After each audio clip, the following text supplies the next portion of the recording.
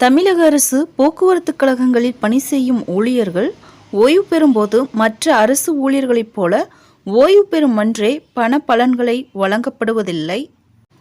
இது நீண்ட காலமாகவே பிரச்சனையில் உள்ளது. அதன் பேரில் கடந்த 2023ஆம் ஆண்டு ஜூலை மாதம் முதல் 2025 ஜனவரி மாதம் வரை ஓய்வு பெற்றவர்கள், விருப்ப ஓய்வு பெற்றவர்கள் மற்றும் பணியின் போது உயிரிழந்தவர்கள் ஆகியோருக்கு இன்று வரை இவர்கள் குடும்பத்திற்கு பண பலன்கள் போய் சேரவில்லை.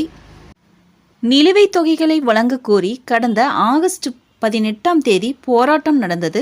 போராட்டத்தின் காரணமாக நிலுவைத் தொகையை உரியோருக்கு வழங்குமாறு அரசு ஆணையிட்டுள்ளது. நிலுவைத் தொகை பரிசீலித்த அரசு ரூபாய் 1137.97 கோடியை முன்பணமாக வழங்கியுள்ளது. ஓராண்டு காலமாக பணப்பலன்கள் வராமல் காத்திருந்த போக்குவரத்து அரசு ஊழியர்களுக்கும் குடும்பத்தாருக்கும் மகிழ்ச்சியை ஏற்படுத்தியுள்ளது. முதலமைச்சர் மு.க. ஸ்டாலினின் இந்த உத்தரவு தொழிலாளர்கள் மீது அவர் வைத்திருக்கும் அக்கறையை வெளிக்காட்டியுள்ளது.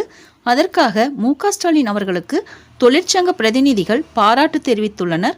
ஓய்வூதியதாரர்கள் மிகவும் மகிழ்ச்சியுடன் உள்ளார்கள்.